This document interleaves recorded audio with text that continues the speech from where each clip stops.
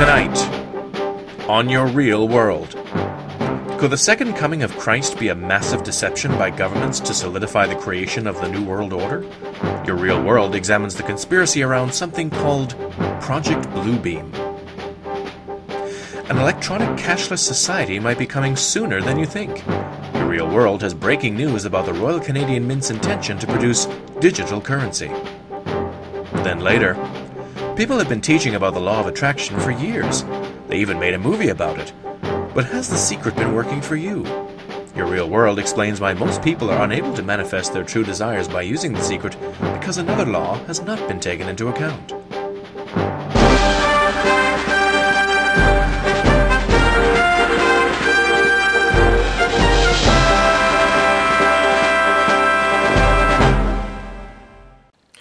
Good evening. Massive conspiracy or massive hoax? Truth or fiction?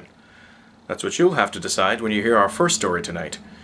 Serge Monast was a Canadian investigative journalist, poet, and conspiracy theorist who in 1994 published Project Bluebeam, in which he claimed that NASA, with the help of the United Nations, was attempting to implement a New Age religion with the Antichrist at its head and start a new world order via a technologically simulated second coming of Christ.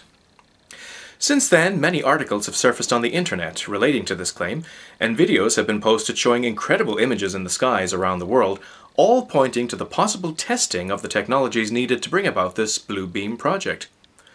This photo here was just recently posted on Facebook and shows the Hindu god Shiva projected into the sky.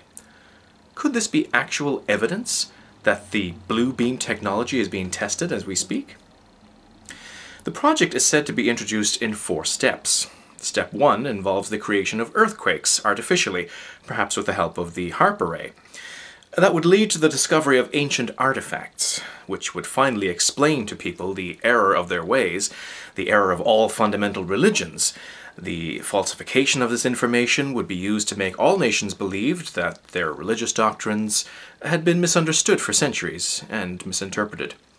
Step 2 involves a massive space show in the sky. Take a look.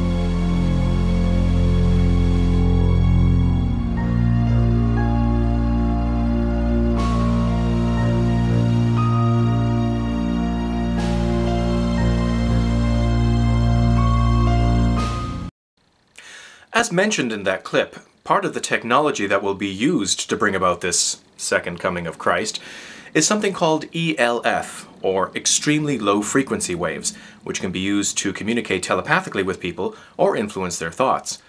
Now, if you think that this ELF is purely science fiction, then check out a story that we did some time ago on the HAARP project. Reporter Wendy Measley from the CBC ended her investigation of the HAARP project with a summary of what it could potentially do. Zap incoming missiles, disrupt global communications, and engineer the weather. And ready? There's one more. Some people believe the technology being tested here could be used for sinister projects involving humans. Radio waves messing around with people's brain waves. And guess what? The military denies this one too. The important thing to note here is that if all of this is just science fiction, then we have nothing to worry about. But if this project is actually in the works and is eventually implemented, then we as a people need to be aware that it's all just a bunch of holographic projections designed to herd us like sheep into the New World Order. Just don't fall for it.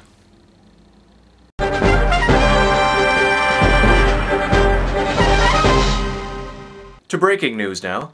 The Royal Canadian Mint has just announced that it wants to free you of your pocket change. No sooner had the government announced the penny's impending death, the Mint quietly unveiled its new digital currency called Mint Chip.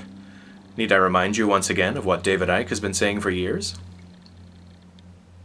The creation of a one-world government to which nation-states would be principalities, administrative units, a world central bank which would administer all financial transactions on the planet, a world currency which wouldn't be coins and notes, it would be merely electronic, cashless society for which there are fundamental implications for freedom, cashless society for which there are fundamental implications for freedom.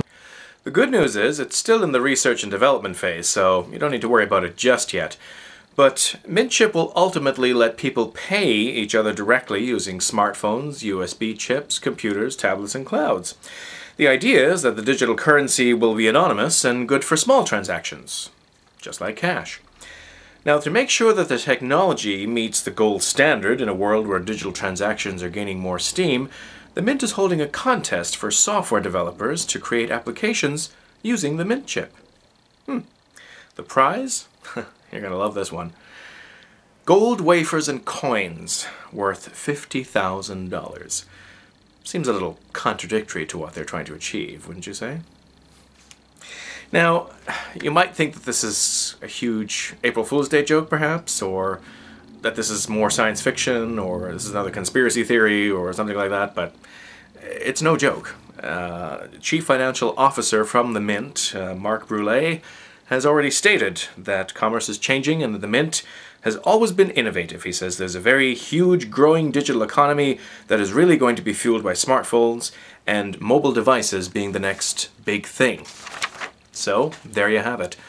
The payment industry's last major shakeup happened in the mid-90s when debit card use took off. Now, as more smartphones adopt the near-field communication technology, that's NFC technology, which lets users hover their phones over NFC-able devices to make payments, mobile payments are expected to soar.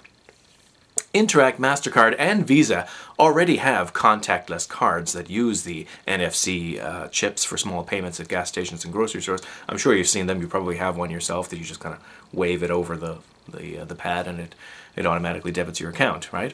Well, the difference with a Mint Chip is that it doesn't plan to link to a person's bank account or credit card information. Mint Chip is simply a new way to exchange Canadian dollars. Plus, it's backed by the Canadian government, so can't go wrong there, can you? And with that, the New World Order sees its plan come to fruition with the birth of a cashless society. What's next? Well, once all cash becomes electronic, why bother having different currencies anymore? Why not just introduce a one world currency to solve the economic problems of the world? Yeah, that sounds pretty good. I think people will buy into that, don't you? I mean, after all, it is the evolution of currency. Ever since the beginning of time, people have been buying and selling and using whatever currency was available. But today's digital economy is changing faster than ever, and currency has to change too. It is. Introducing Mint Chip from the Royal Canadian Mint, the evolution of currency. Money, as we know it, is fine for today, but tomorrow is a different story. Imagine a whole new breed of transactions that are smaller, faster, and virtually everywhere. That's where Mint Chip comes in. Mint Chip is currency in a digital form. Using a chip, you securely load value onto a smartphone, USB device, computer, tablet, or cloud. Maybe even some future device that doesn't even exist yet. Now, you're ready to go. It's so easy that even a child can use it, especially for their allowance. Mintship is better than cash, since you can use it online. And merchants will easily and cost-effectively be able to offer digital content in the form of small and extremely small online transactions. Things like buying a song, a news article, or a nifty glow-in-the-dark laser for your favorite online game character. All for a few pennies. Virtual, of course. Plus, no personal data is required or exchanged, whether you're buying a decaf latte, a Canadian history article for school, or paying back that $10 you borrowed last week. Mintship is harnessing some of North America's best brain power. We are changing the future. You can too. Mintship from the Royal Canadian Mint. The evolution of currency. And finally tonight, the law of attraction, The Secret. Everyone's heard of these by now, right? But how many of us are successfully able to utilize The Secret in our everyday lives? I mean, if we were able to utilize it correctly and get what we want, then why would we need people like Michael Luzier and Dr. Wayne Dyer to educate us on how the law of attraction actually works? Well, the real reason why the law of attraction doesn't always work for people is because they neglected to tell us about another law that actually affects the outcome of the law of attraction. And that law is the law of awareness. According to an article written by Thomas Minderley, aka Montauk, it's not enough to just intend for something to come into your life. In fact, intending it too much can cause the opposite effect. On his website, montauk.net, Minderley explains that the law of awareness can undermine what we're intending and cause it not to happen, or for the opposite to happen. He breaks it down into 3 basic principles. Awareness, or anticipation, repels. Ignorance, or denial, allows. Intent, or emotional resonance, attracts. Minderley, who studied physics for 4 years before leaving college to pursue more independent research, says that we have the power to intend or request what we want in our lives. The only real difference between intending and requesting, he says, is whom you address and how specific or general your intent. By intending, you acknowledge yourself as the source of power influencing reality. By requesting, you humbly address forces wiser and more powerful than yourself. The key to attracting your intention, he says, is to just hold in your mind what it is that you want, and then just go do something else. Sort of like ordering something through the mail. The important thing to remember, though, is to forget about what you've ordered and just go on about your life. The problem most people encounter is when they're constantly thinking about what they've requested or intended, and they're not giving the universe a chance to manifest what they want because they're too busy thinking about how it should be manifested. Attention freezes the object of attention, so restlessly anticipating something will put it off. This is simply quantum mechanics, Minderley says. The sooner you think about something else, the sooner reality can get to work. Anticipation kills the future. But don't just take my word for it, or his word for it for that matter. Go out and do your own research, maybe even try this at home. Then draw your own conclusions. But above all, open your eyes and your mind to what's really happening in your real world. Good night.